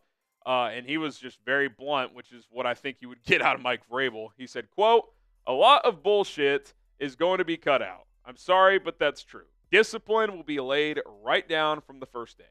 A lot of those small things that we were doing and got away with, that's concerning, but I think we kind of knew that. That won't happen. just from my personal experience. And look, if you're looking for the best available leader of men, mantra candidate, that is Mike Vrabel. And I'm not trying to mock that. I think culture is critical. I think you have to have a guy who doesn't let things slide. But that should be every coach you hire. That's been my argument for that all along. It's like, okay, yeah, if you don't think Ben Johnson can set a standard, then you don't hire him. But if you do, he checks so many other boxes. To me, he's the top candidate. With Vrabel, I know he's going to set that standard, but who are his coordinators, right? Who's he bringing in to run the offense? Who's running the defense? I've said it. I think the best path to long-term success is pairing an offensive head coach who calls the plays with your quarterback, because if that hits, you're set for a long time, because that guy can't go anywhere else. No one can poach him for you. If you get Mike Vrabel and an awesome OC, that's great, but that OC is going to get hired. And I'm not saying you don't hire him because of that. That's something to worry about down the road. I'm just saying the best avenue to long-term success is bringing a guy in like Ben Johnson and it working out. So pick a coach. Who would you rather have? Type MV for Mike Vrabel or BJ for Ben Johnson. I would go Ben Johnson. I get the appeal to Vrabel. He's my number 2 guy. Definitely not against it, but I would type BJ for Ben Johnson. All right, one potential free agent note before we get out of here is Tevin Jenkins gone. He told reporters today that he's, quote, mentally preparing to hit free agency. He said that he's kind of 50-50 on whether he envisions himself even being here, even wanting to be here. And, you know, the old phrase, like, if you're halfway out the door, you're probably just gone. Feels like that's the case here. If I were the Bears, I would let him test the market, see what's out there, and if he doesn't get a big money contract early, maybe in that second, third wave of free agency, you try to work something out on a one-year incentive type of contract, but I don't think you force it here if you're the Bears. Injuries have been an issue. They were once again this year. So I think a split is probably best for both parties. I don't expect him back, and teams are always looking for good offensive linemen. And Tevin Jenkins is. It only takes one team to take a chance and say, you know what, we really like our medical staff. We'll bring him in on a 2-year, $25 million contract or something like that. So I don't think he's back. I wish him well. Tevin's a likable guy. He's a really, really good player. I won't say great, but really good when he's healthy. Just unfortunate. 4 seasons and 4 seasons of at least having some number of injuries, which is certainly unfortunate. All right, that's going to do it for the latest news roundup when it comes to the Chicago Bears here on Bears Now. New info's coming out every hour, every day. We got you covered. I did a video Sunday night at midnight, and you guys tuned in for that. So appreciate your love and support. We will continue to pump up the content. All right, Lucas praying. My wife called. Let me make sure it's all good. He says, I don't think Poles is as scrutinized in NFL circles compared to the media. I think he still has a good deal of respect around the NFL, not out on it. Yeah, I mean, look, my whole thing was this. It's the whole, if you don't know, it's risky to bring him back. I think he's done some good things. I do think he's a smart guy. I think he's well respected. I just think that I just worry that you bring him back. Well, number one, if he costs you a Ben Johnson, that's unacceptable to me. Number two, if you're unsure and then another year goes by and it's ugly and there's more misses, then you've just kind of wasted a year. Like 3 years isn't no time. Like that's a decent amount of time. So I don't completely disagree with what you're saying. Like, again, if you're asking me who's better at their job, Ryan Poles or Matt Eberflus, to me that's not even a discussion. Like, I can debate Poles. I can see both sides. Eberflus, it's like you knew quick, especially early in that second season, like this isn't going to work. And so we just have to give it time, see how it plays out. I would have probably reset, but I'm not like acting like the guy's a complete joke either. So it is what it is. Jacob, first timer. 1, 2, 3, 4, 5. Appreciate that, Jacob. NRG bro. Who would be the defensive coordinator if Ben Johnson gets the head coach role? Funny you ask. We got a full segment on that coming up. I wonder who. Coordinator candidates that I would like to look at if Ben Johnson or really any offensive guy gets a head coaching job. Yeah, We're doing a mailbag here, guys. Fire away. Hashtag Bears or Super Chat. There's some one. juicy questions in there. Feel free from the Supers. Like the Quentin Nelson one could be a good one. Yeah. But we'll get some hashtag Bears people in there as well. Oh, for sure. Better than Trent Baalke. Yeah, I mean. But, like, if that's the bar, that's... It could always be worse, Bears fans. It could always be worse. Okay. That could be a good one. We do have a good amount of questions, I will say. Yeah, use those hashtag Bears questions. You guys want to get in on the mailbag? Let's see. Like Soldier Bear, that's a good question. that's a funny question. Yeah, keep spamming them. Because, again, sometimes, if we're in the middle of a show, you pop in a question. I'll see it. Think it's a good question. Pop it up there. So ask anything. It could be who Harry's preferred offensive coordinator would be if the Bears go defense. It could be what are some free agent targets. It could be draft targets. Whatever it may be, get your hashtag questions, hashtag Bears questions down below. So, but Harry, I think we're pretty much ready. Real quick, Jalen Johnson asked on the head coaching search on Spiegel and Holmes, 670 The Score, says, quote, don't really care who gets brought in. I'll wait for the results. That's what I care about, the results, whoever it may be. Some people want it to be Mike Vrabel. Some people want it to be Ben Johnson. Everyone has their opinions. At the end of the day, I care about results. And, look, that's a guy who's lost a lot of games here. Like, he's probably tired of the offseason hype. He wants to win some games. So, by the way, Jalen Johnson flipping off the crowd as they were mocking him being injured, walking off the field was electric. Against an average team, I'm not a fan of that. It's the Packers. Flip them off. He said during the week, what's your approach going into this Packers game? He said, fuck them. After the game, DJ Moore was asked what this win means. He said, we beat the Packers, so fuck them. Like, to me, like, I think at times this team probably talked a little too much for not being a good team. But against the Packers, I'm okay with it because that's your arch rival. Like, that should be you. If you play for the Bears, that should be your mindset. Fuck the Packers. Like, seriously. There's a reason we have an FGB mantra on this show. Because if you don't understand the vitriol that should exist in that rivalry, then you don't care enough. So I actually like that from Jalen and DJ over the last couple days. But all right, let's get to this mailbag. I'm actually gonna need my charger. Is you want to go grab it real quick? Yeah, you want to just go get it real quick. Give me 1 second. I need my laptop charger. Colin's gonna go run and get it, and then we'll get to your mailbag questions. So continue to fire away as we go along here. I'm gonna check Twitter, make sure we got no new updates on the Bears. Looks like we got. Let's see. Yeah, it should just be plugged in right there. I mentioned earlier, Ryan Poles going to talk to the media tomorrow at 10 a.m.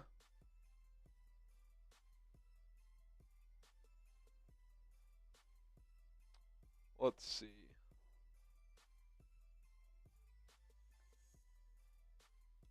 Oh, bum of Wall Street. That's tough. That is tough. What a story that is. Fox Sports. Oh, man. TV industry, man. TV industry.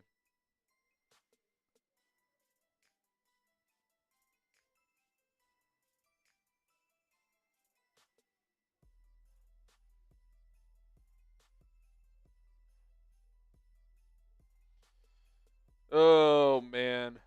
Fire away with your questions. We appreciate it, Y3. We'll be here throughout the coaching search.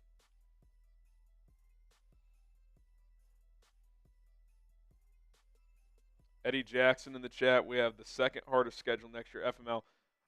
I'm retired from, look, we'll discuss the schedule, all that. On paper, it does look tough.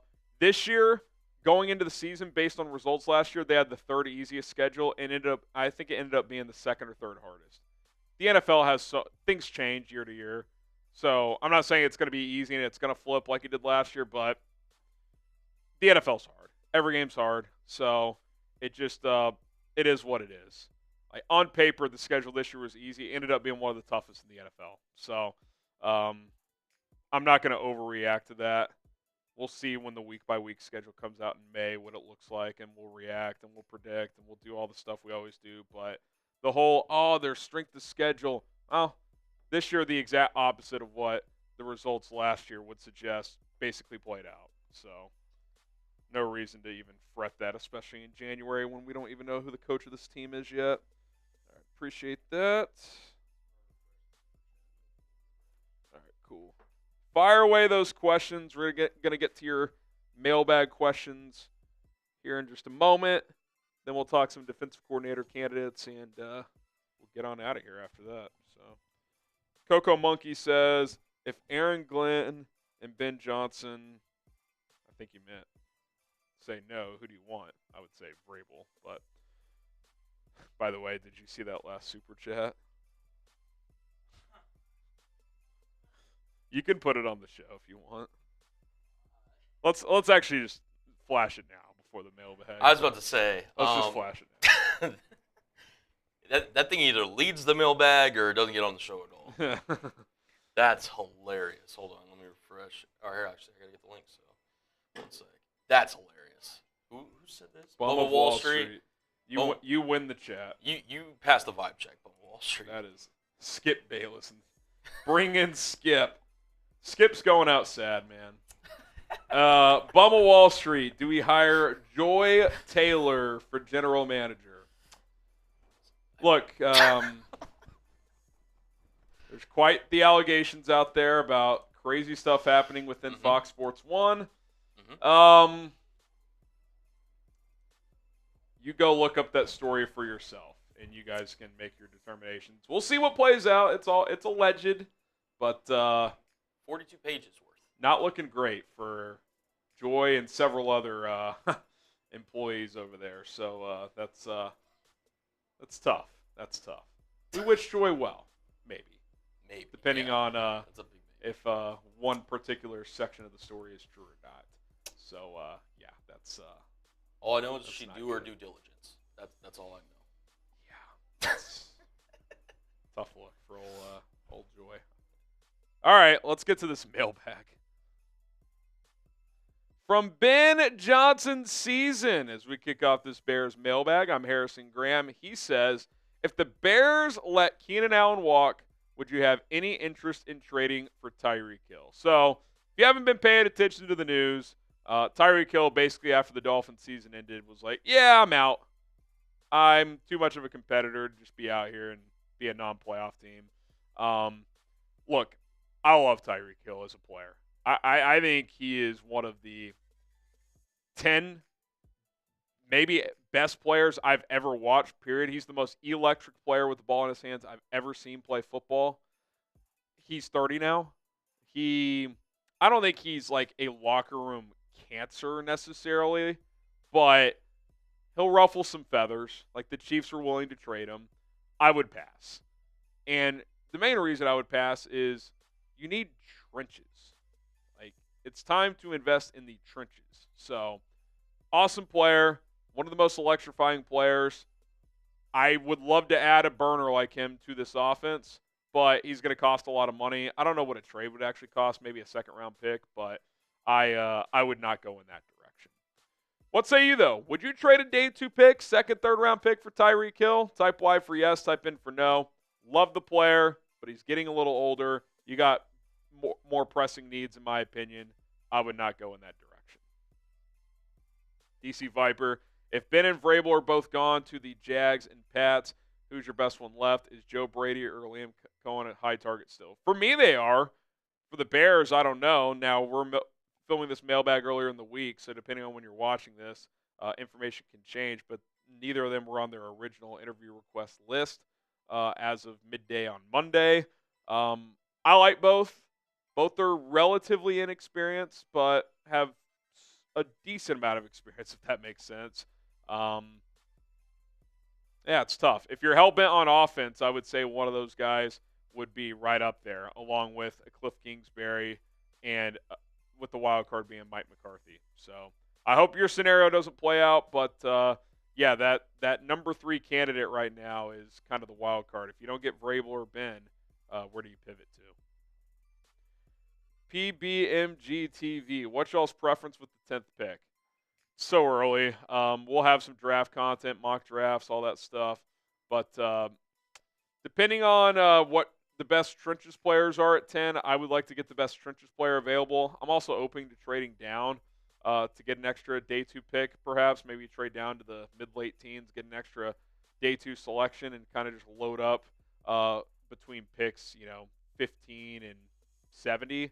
So, yeah, that would be kind of my approach. We'll see if one of Kelvin Banks and Will Campbell are available at 10. I think there's a good chance one of them are. Probably not getting Mason Graham or Abdul Carter. I think they both go top 5, top 6. But that's kind of where it stands now. I would not take Ashton Genty with my first pick, to be clear. Are you a Bears fan? Are you looking for day-to-day off-season coverage? Do you want to be a part of live shows and interactive mailbags like this one? Well, that describes you. Hit that subscribe button. We are here every single day, breaking down the latest Bears news, rumors, coaching search updates, and a whole lot more. So lock us in. Coco Monkey, what do you think about the Bears schedule for 2025? By the way, we have the second hardest schedule in the NFL. Yeah, look, last year, based on opponent win percentage, the Bears had the third easiest schedule. Ended up being the second or third hardest. Can't remember, second or third. I'm kind of retiring from the you're completely screwed or you have a easy schedule. Nothing about the NFL is easy. Now, on paper, there's some tough opponents. There's no doubt. But the NFL, unlike other sports, isn't always an on-paper sport. The 49ers went 6-11 this year. No one saw that coming. The Commanders went 12-5 this year. No one saw that coming. Like, half the league is drastically different in win-loss, at least, from year to year. So, I'm not going to sit here and act like it doesn't matter at all. It's going to be easy, but I think last year we kind of played that up like, oh, this is the easy schedule. You can really stack some wins, and they lost 10 games in a row at one point. So, and the strength of schedule was second toughest in the league. So, we'll see. We'll have plenty of time to talk about the schedule once the week-by-week schedule drops in May. All right, Savage, Gorillas, should Vance Joseph be the next head coach? Wouldn't be at the top of my list. I think he's doing a hell of a job running the Broncos defense. No questions about it, especially with a lot of no-name players, to be honest. I mean, good players, but the average sports fan wouldn't know who they are. But I think there's more qualified defensive guys I would take a look at.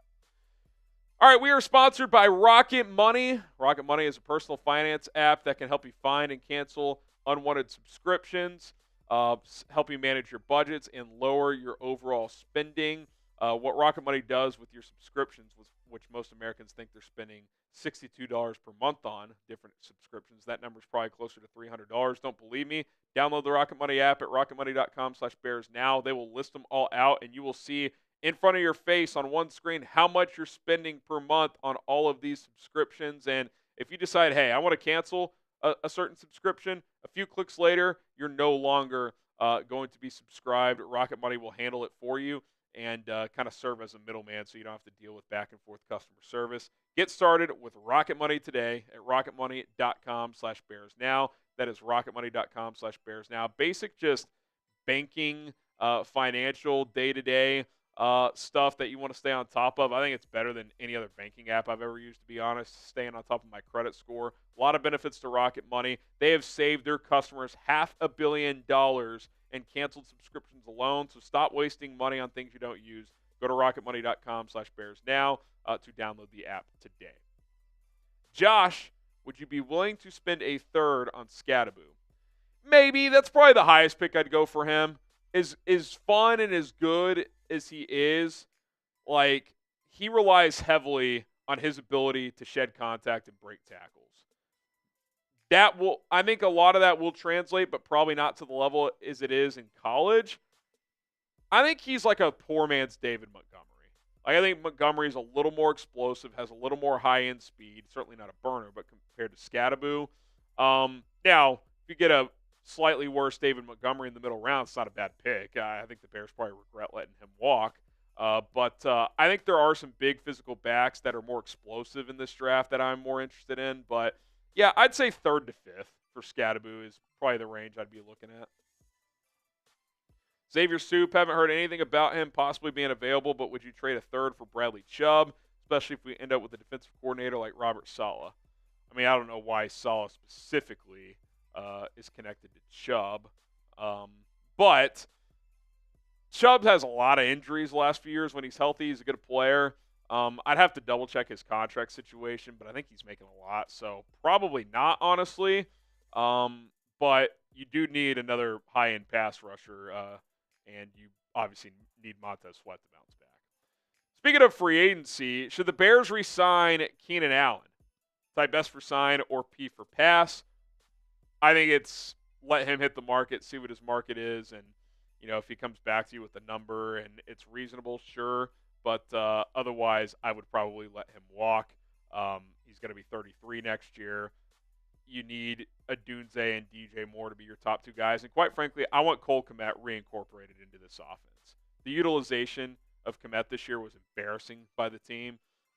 Maybe there's too many cooks in the kitchen. I would let Keenan Allen walk. I'd try to get more of a speed guy with my number 3. That'll get less targets, but gets more explosiveness.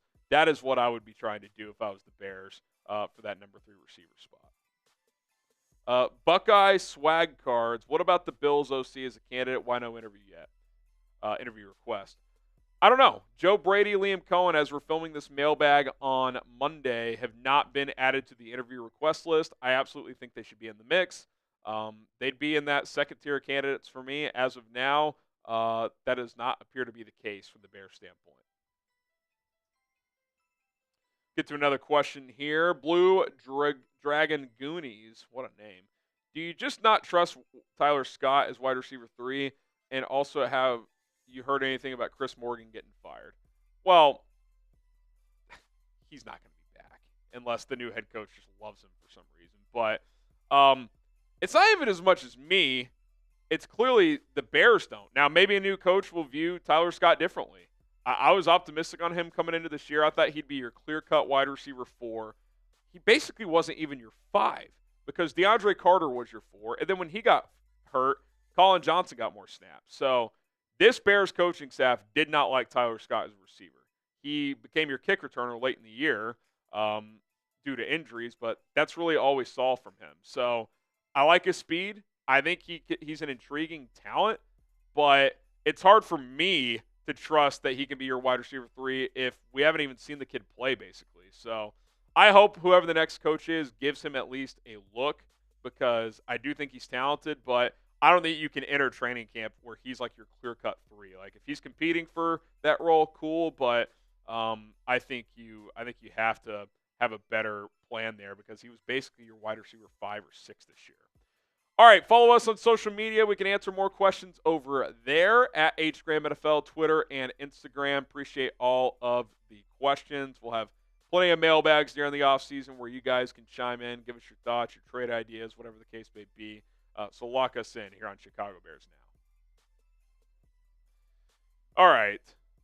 Sign or pass. I saw a lot of P's in the chat. Keenan Allen. Saw a lot of P's in the chat.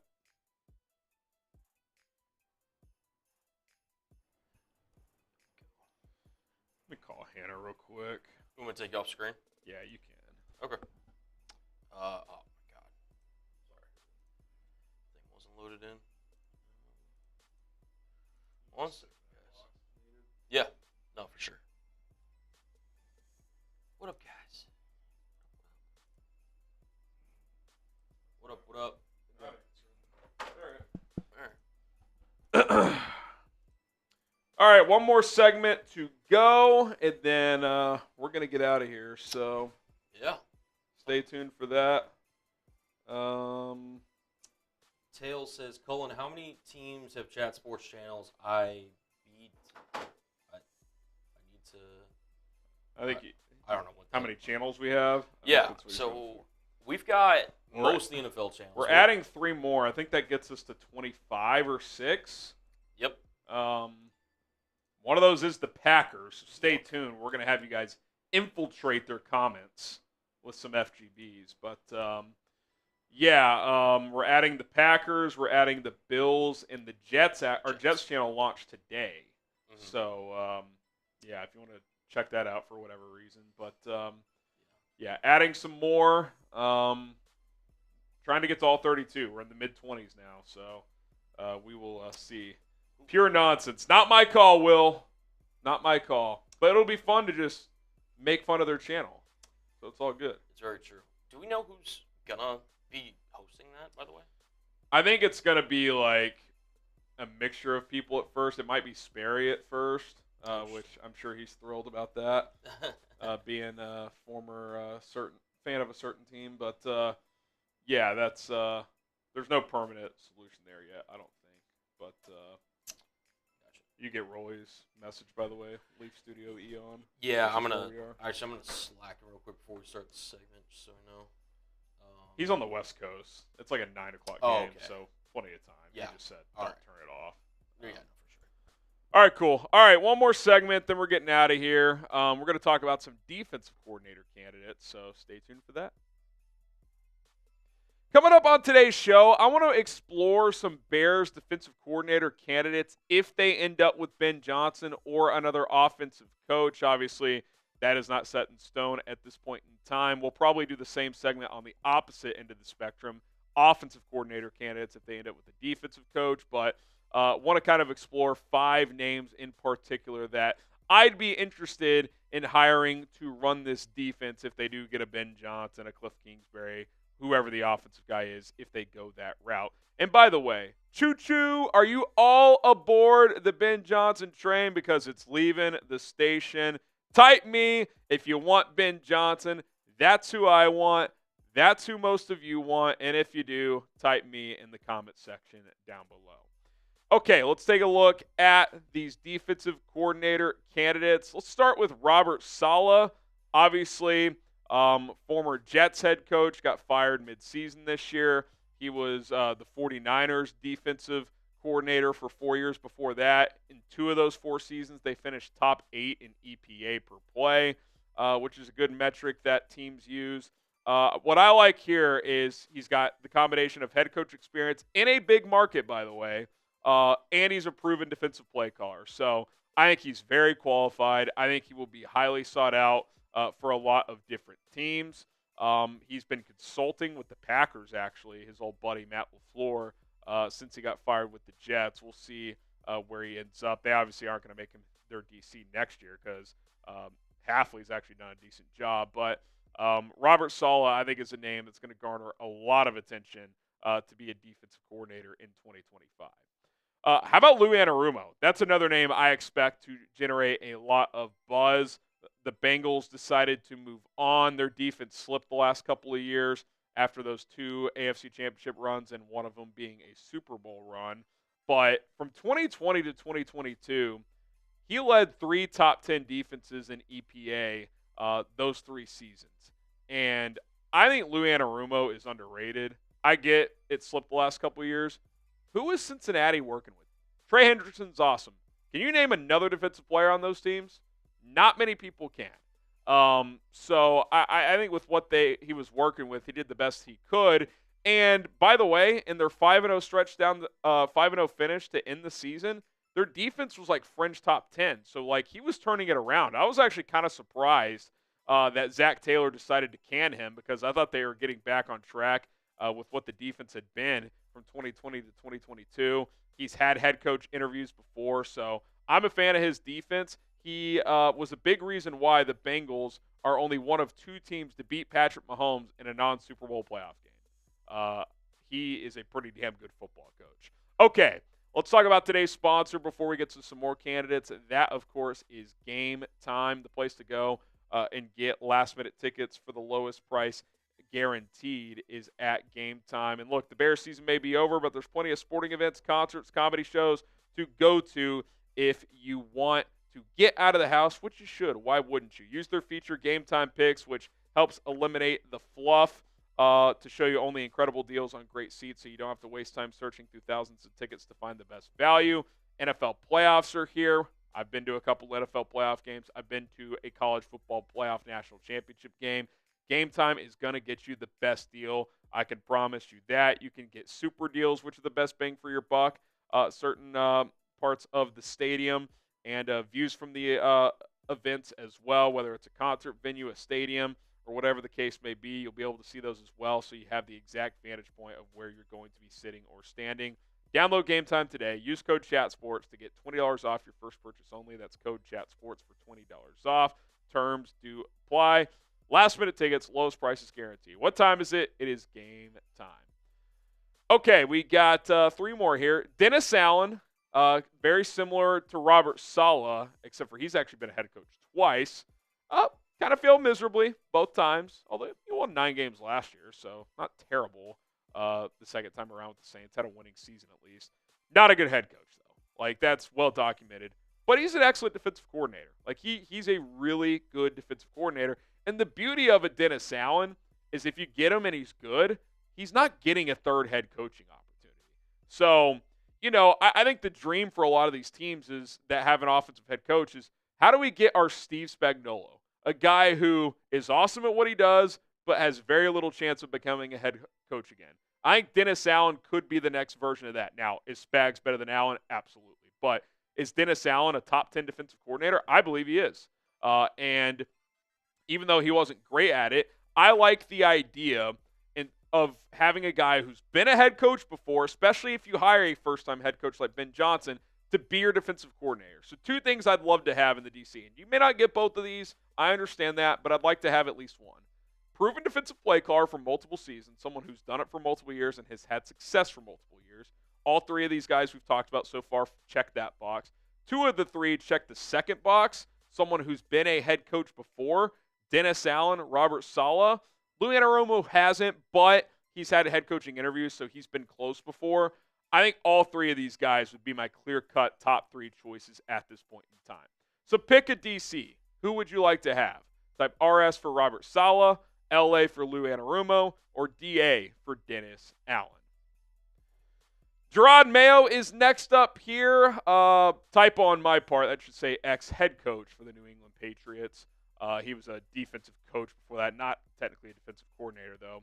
One thing about Jerod Mayo is he has never actually called plays for defense, which is kind of tough to believe. Like, that was the Belichick show. Then his son, Steve Belichick, called plays. Mayo never actually called the plays, so that's a potential red flag. I think he's a bright young guy. Obviously, he was not ready to be a head coach. Patriots pulled the plug after 1 year, fair or not. But I have to have him lower because even though he does have that 1 year of head coaching experience, he has never called plays for the defense. So that's a concern for me. That would have him lower on the list for me. Would I want him on my staff? Could he be a position coach with some kind of elevated title? Yes. I would not want him necessarily as my defensive coordinator if some of these other guys are available. Subscribe to the channel. One more name to talk about coming up in a second, but coaching search is ongoing. Once they hire a head coach, they're going to have to fill out a staff, which is why we're talking about some coordinators here. So stay on top of the latest Bears news, updates, juicy rumors that are out there by subscribing today. How about Jim Leonhard? For you Big Ten fans, you should be very familiar with Jim Leonhard, former Wisconsin defensive coordinator. You look at his coaching journey. There was a point where he was viewed as like a big-time head coach in the making. I still think that could happen, especially at the collegiate level.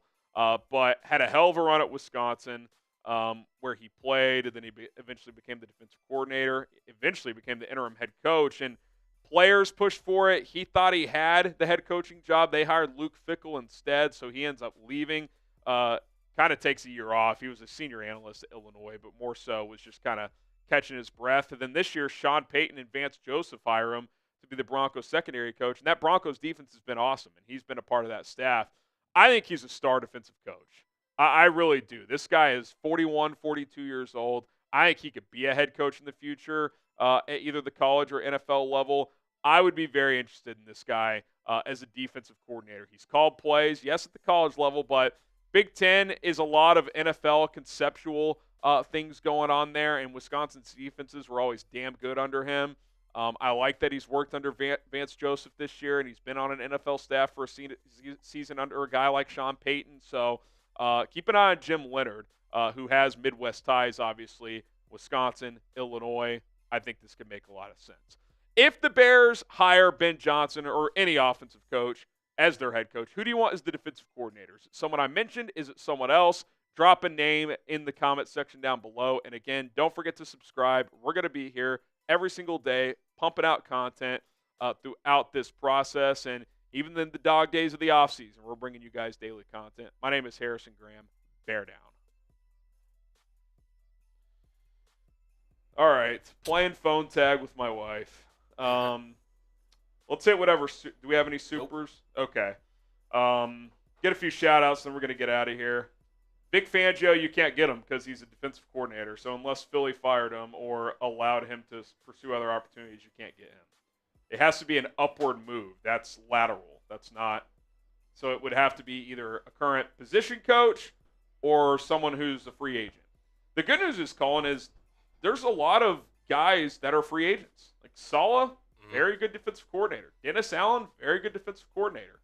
Lou Anarumo. I know it didn't finish great in Cincy, but proven guy. So there's guys out there. All right. Got to call it a day. More content to come. Shout out to Colin for producing. Appreciate everybody tuning in. Day by day, baby. Got a lot to come here on this show. So lock us in here on Bears Now.